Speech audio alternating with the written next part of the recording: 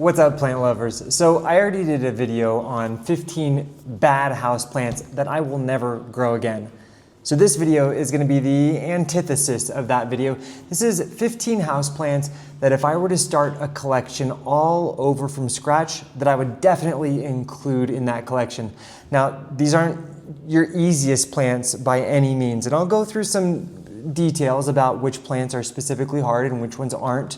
But each one of these plants has unique characteristics which I find irresistible when it comes to growing house plants inside of our homes. So let's get started. Now the first one on my list is my favorite philodendron of all. This is the Burl Marx philodendron. This is an ultra tropical, super low maintenance philodendron that will grow extremely well in both bright light as well as rather dim areas around the home, which is very unique. Not very many houseplants can tout that.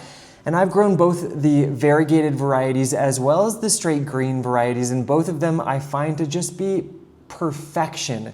If you have them growing on a pedestal, they'll gently overflow, but they'll also climb if you give them something to climb up.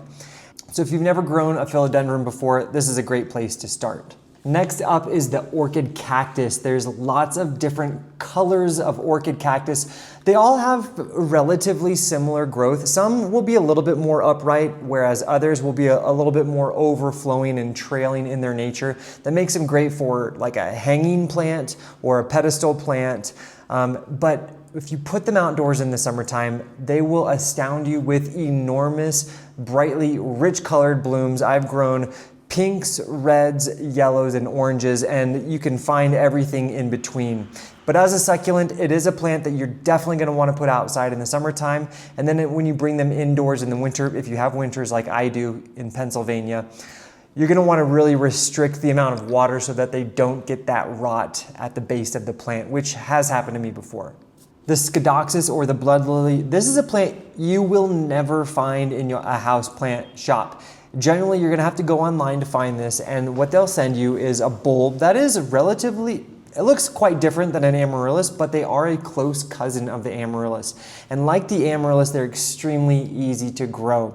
But what's so cool about this is in the summertime, they produce these large globular red blooms on a naked plant. They generally don't have foliage when they produce their flowers, but then after those flowers finish, they will create the most luxurious, most tropical, jungly foliage you've ever seen before, and they grow extremely well once you bring them indoors when the temperatures get cooler, and that foliage remains looking beautiful throughout the winter time.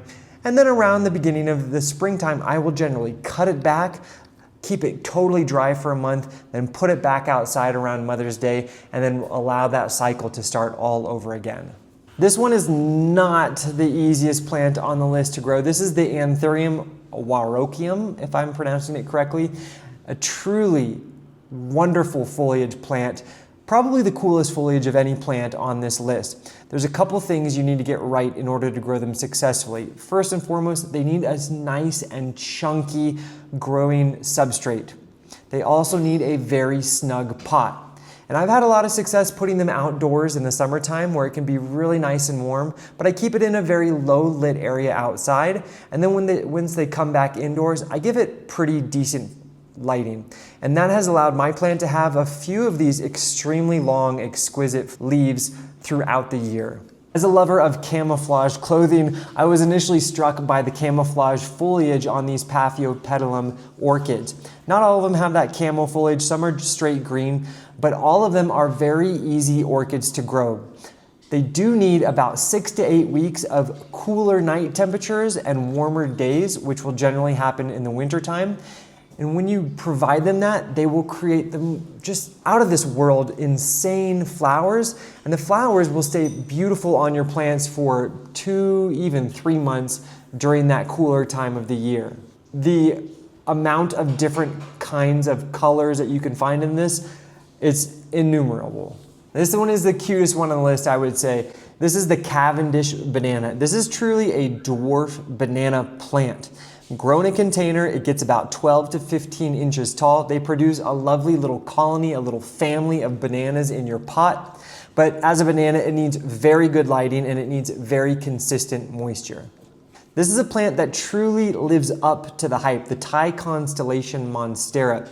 If you've never grown a Monstera before, Monstera deliciosa, they're very easy plants to grow, and these are just about as easy to grow, although slightly less fast growing as the straight Monstera deliciosa, but they produce enormous leaves with this mottled, variegated white foliage.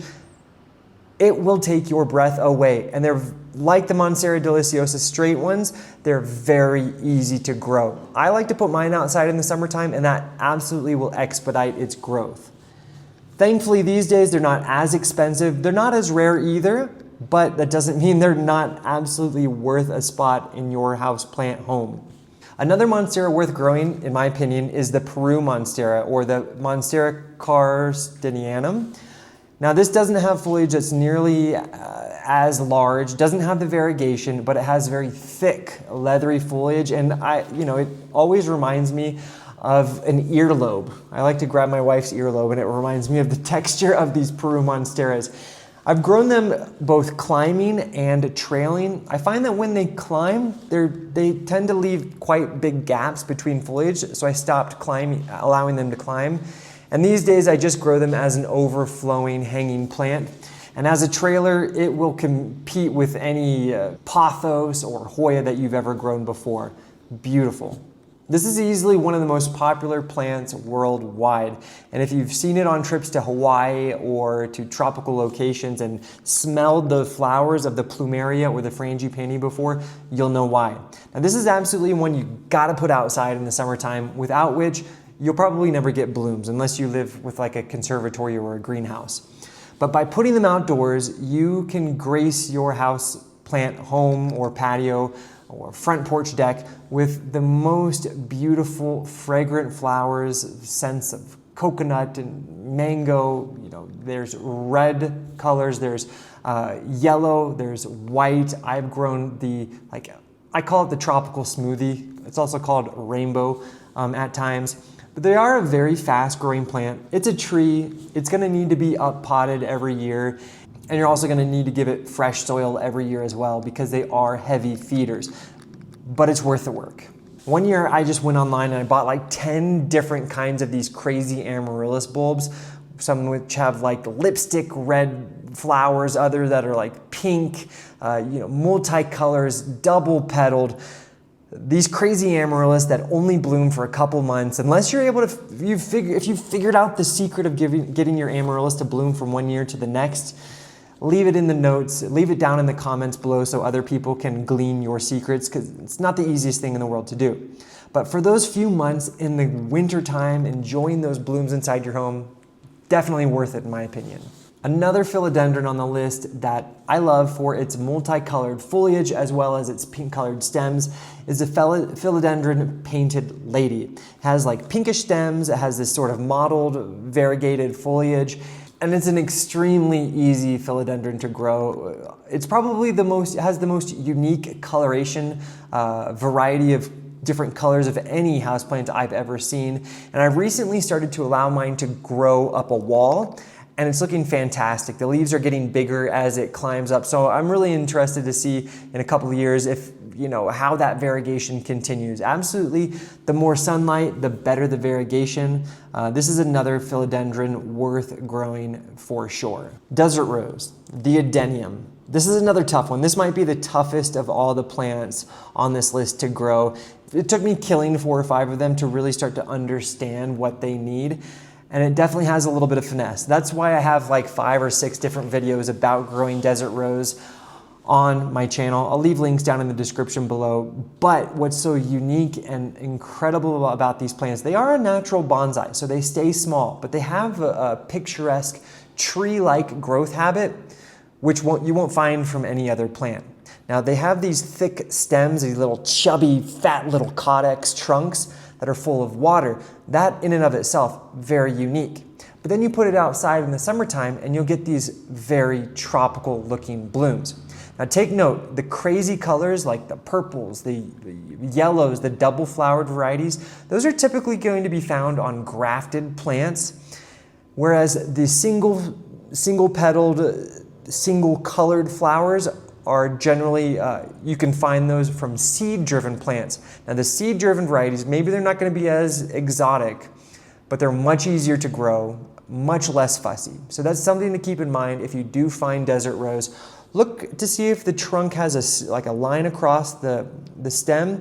If it does, that means it's grafted, and it doesn't mean you shouldn't grow it. I grow them. It's going to be a little bit tougher though.